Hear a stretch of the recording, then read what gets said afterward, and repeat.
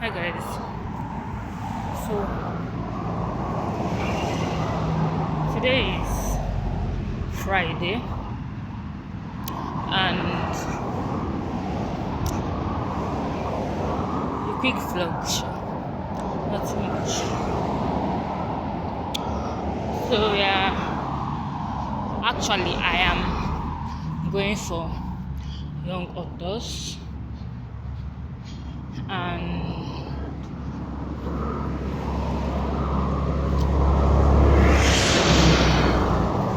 I don't know. So Home Alone is essentially the same premise, except they forgot the kid at home, but he like tortures the bad guys. So O. Henry, as a writer, was very prolific. He wrote tons and tons of stories. He wrote The Gift of the Magi, which is quite a famous Christmas story, where a young couple are too poor to have money to buy each other presents at Christmas. And so the woman cuts off her beautiful long hair. And yeah, you know that one, in order to buy him a watch chain. And he sells his watch in order to buy her a comb for her hair. Right? Which I always felt like he got the bum end of the deal, because he can't get the watch back. She needs to regrow her hair, right? So anyway, can I just say that O. Henry's life was a plot twist itself, because his name was actually William Sidney Porter, and he wrote hundreds of short stories, for which he was very famous and made a lot of money. But he wrote most of those stories under the pseudonym, the pen name of O. Henry, while he was in jail for embezzlement. And so this is a man who's very famous for his writing, but he did most of it while he was incarcerated. All right, so today I'm going to show you some examples of stories that have good plot twists in them. Now, I think most of these stories have come from the original source material was a book, but since we're here in person, I feel like it's better to show you some visuals. So that's what I'm going to do to start off. So this first, I'm just showing you the trailers for some of these books, but we're going to talk about them. So the clever detective sees through this ruse, and he points the finger at Marta, right? And of course, the final plot twist in this, and there are many, many more in between, in this story, is that Marta didn't poison the author after all, but she was set up by the evil grandson, whose name was Ransom. He switched the medication on purpose, and then he hired the detective to point the finger at Marta to ensure that he would inherit all the family money. Luckily, the detective sees through this, and Marta gets her inheritance at the end. So the interesting thing about the filming of this story, this came out in 2019, so I'm fully spoiling it for everyone if you haven't seen it. Worth seeing. It's worth seeing, especially if you ever want to write a mystery, because it's a masterclass in how to set out expectations for, in this case, the viewer, but for you, the reader, and then to defy those expectations. That's what you want to be able to do. But in this story, the very last scene shows Marta, and she's drinking from a coffee cup that we, of course, have seen earlier in the story. Because you never have a significant item in a story that doesn't show up earlier. It's called Chekhov's gun. So we'll talk about it. Drinking from a coffee cup that says, my house, my rules, I think, something like that. And she's looking out the window from her new mansion that she has just inherited, while all these horrible people from the family are looking up at her, realizing that they have been kicked out of the house. And the smile that she gives, to me, indicates that maybe she isn't sweet little Marta after all. Now that's not how they have spun this movie, but that would be the final twist, right? If there was a double twist in it, that she was not as innocent as she might seem. These are things that you can do with your storytelling to always leave.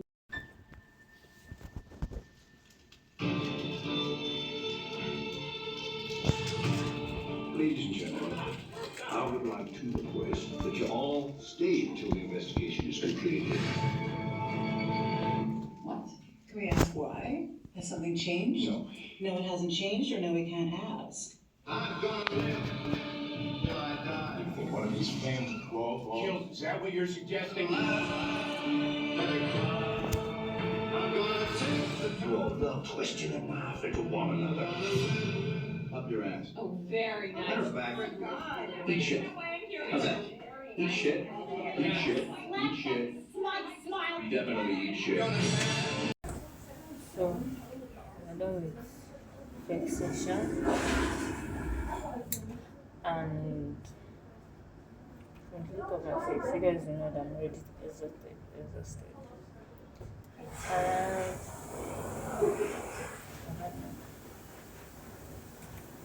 I'll take you guys through the step. Long low bar. A fire roared in the heart as people stared at him through the bar. So the math had been right. As a hint of things not wrong or not right, and we have an idea there might be something about to happen. But what I did in the last one was I just changed the second to last sentence to a fire roared in the heart, casting shifting shadows on the walls. Walls are shadows that moved even when their owners did not. It's just a way of introducing a little bit more of the uncanny, so the reader understands that something weird or out of control is about to happen. In this other one, I did come in for a meal, the old woman says, and you step into her one-room cottage blinking in the darkness. The scent of oregano and basil drifts through the room and your knees go weak. You turn looking for the source of the smell. There's only one window and it's covered with a dirty cloth, but through the dim light you see a giant stock pot on top of the old metal stove. The woman smiles warmly as you stare around her dusty hovel. So you have a bit of the scene setting. You have an idea that there might be something a little bit off there, but not really. But what I added was the woman stirs the soup, humming an unfamiliar tune. You step closer, peering into the pot just as something under the surface shifts. Not a potato, not a carrot, something else. The old woman claps a hand on your shoulder, her grip firm. Sit, she says, smiling warmly. You must be starving. So now we know there's something in the pot that isn't supposed to be in the pot. It could be an eyeball, it could be somebody's finger, it could be a cat's head. We don't know, but we know that there's something weird happening. All right, so what makes a story weird? And I want to say that you can use this even if you're writing stuff that isn't paranormal or horror, speculative, or science fiction. You could be writing slice of life stories, but something unexpected happens. You have a scene, like your parents are sitting at dinner, and I'll show you an example of that later, where something is just slightly off, and that creates that sense of the uncanny in the reader. And by uncanny, I mean the reader feels unsettled in some way. So why it works is because our minds automatically fill in the blanks. They walked into the classroom and sat down at their desk. Our minds already filling in the blanks as I'm sitting at their desk. But if they walk into the classroom and their teacher's levitating 5 feet off the floor, well, that was something our mind hadn't filled in. Now we're interested because... Yes? She bumps into someone, but instead of actually like bumping into them, she kind of phases through them. Yes, fantastic. So Sarah walks into the cafeteria and bumps into her best friend, but finds herself walking through her friend instead. And then notices there's skeletons at all the table and rotted food and all of that. Anyone else? All right, how about this? Brian opens the door to his classroom and walks in. Mr. Jones isn't at his desk. Instead, oh, it's Brian's mother sitting something like that. I was thinking his stepmother. His stepmother, even worse for some reason, right? Anyone else? I was thinking a bunch of tiny gremlins flinging something that looks like a teacher. Nice. So it's kind of the teacher, but it's shifting in sort of a weird way because it's a bunch of tiny little gremlins. Yeah. Anyone?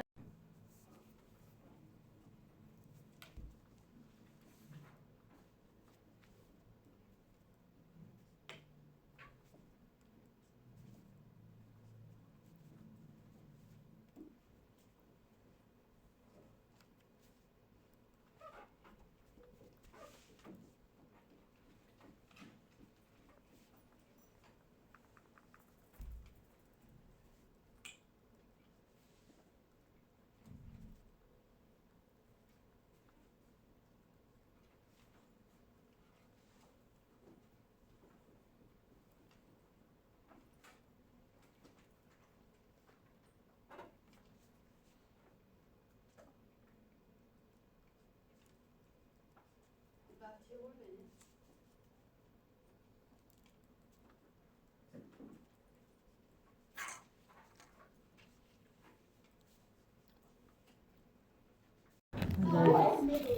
So we are on lunch. We are on lunch, and actually I don't bring it. I don't bring it. So I brought fruit. I lost my dog streak. It was like 90 days. Normal. Yeah, so the last 6, we have is minimum one like session for us to finish for today for the conference.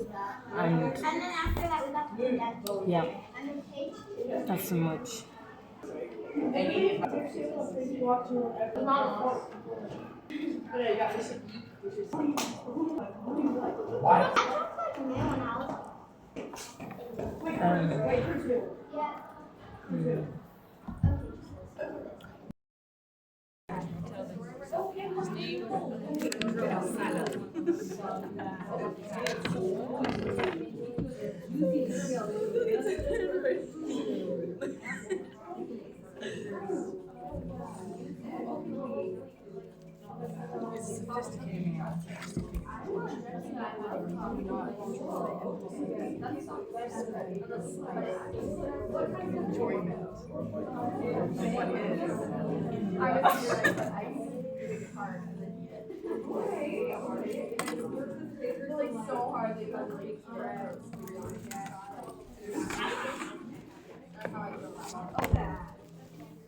It went away again. Oh my, It's back again, my bad. I'm telling you, it's haunting. I'm nowhere near it. Oh, please.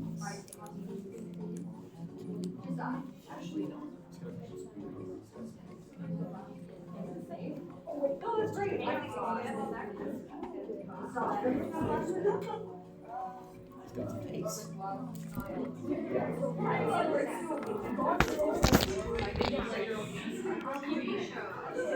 Did I say the spice and enjoyable? The spice and what? I wasn't enjoying it. Spice and.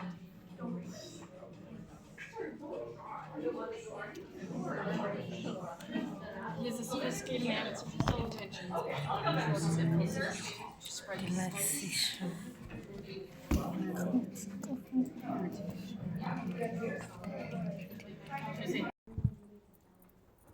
Oh, he's like, he doesn't want anybody else to suffer the way that he suffered, so he doesn't want to have kids. That's a fascinating motivation for that. I really like that. Okay, yeah. Anybody else before we move on? Okay, so now what we are going to do is we're going to mess up your character in at least one way. So you have to give your character a quirk. So for some characters it might be a little bit challenging, like SpongeBob. We're gonna have to give him something that you wouldn't expect. I love that. I love that for you. So for example, if we have this dark, brooding detective guy, maybe his favorite way to spend a Saturday is watching 50s rom-coms and vision boarding about his future wedding, right? Like give him something that you're like, oh, I wouldn't have expected that from this character. So you can either add a trait, like something that you haven't written yet, or you can change something that you've already written, but you have to mess them up in at least one way.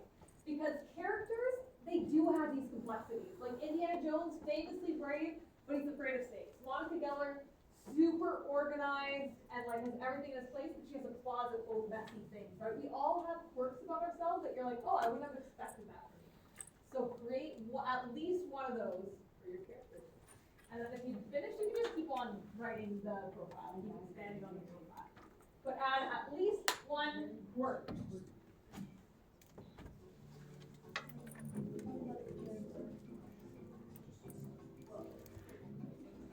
So you're gonna have to give us a vibe and then give us like your quirk, because we have to have a bit of an idea of how it contrasts with them. Yeah. Alright, it carries on like right away from. Okay, his- from the Spanish chef, From the right? Spanish Who chef wants to be preparing. cooking non-Spanish food. Yeah, Indian food. Okay. Although he loves to prepare these dishes with loving care, poor Alejandro cannot consume them, as he has the lowest spice tolerance known to mankind. The artist may not enjoy his art, but he may still create it. Beautiful, okay. Just like this hidden secret. Yeah. I love that. Beautifully done, yes. Well, this isn't really like a book, but it's just kind of something that happens to him. Okay. Even though he doesn't want kids, he ends up having 5 kids, just like his parents did. Oh, He is the president. I feel like that's totally a little twist of like, okay, did not expect that. He was like very adamant. You said because like he had such a bad childhood that he Yeah. was like, I don't want anybody else to go through that. Ends up having 5 kids. Of course. Okay. So my guy's really into coffee. He makes like, he's a barista. Okay. He's also really into trains. He collects trains and sits on trains. Hey, yes, he's full And- obsession. Yes. So he also actually loves making snow angels and updates. So, Wednesday Adams. Yeah, okay. I bet you some people here have, So- are familiar with her.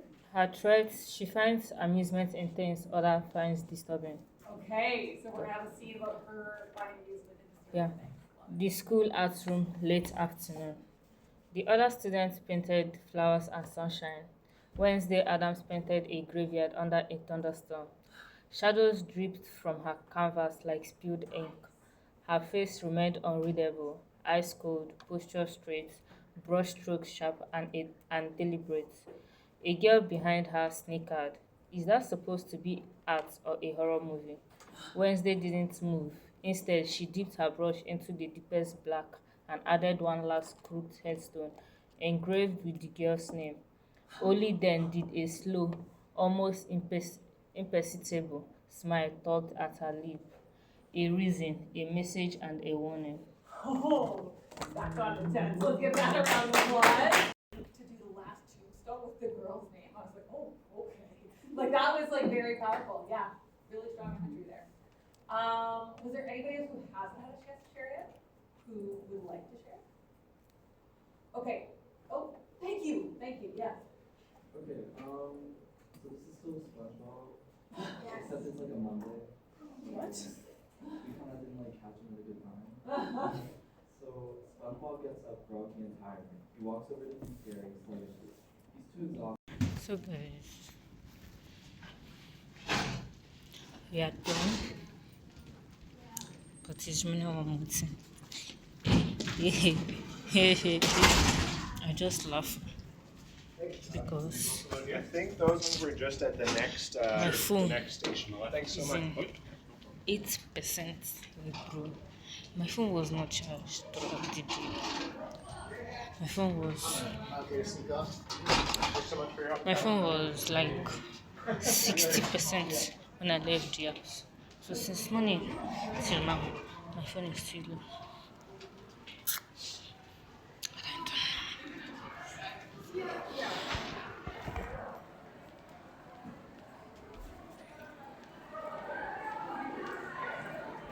And they are saying that we have something downstairs in the basement.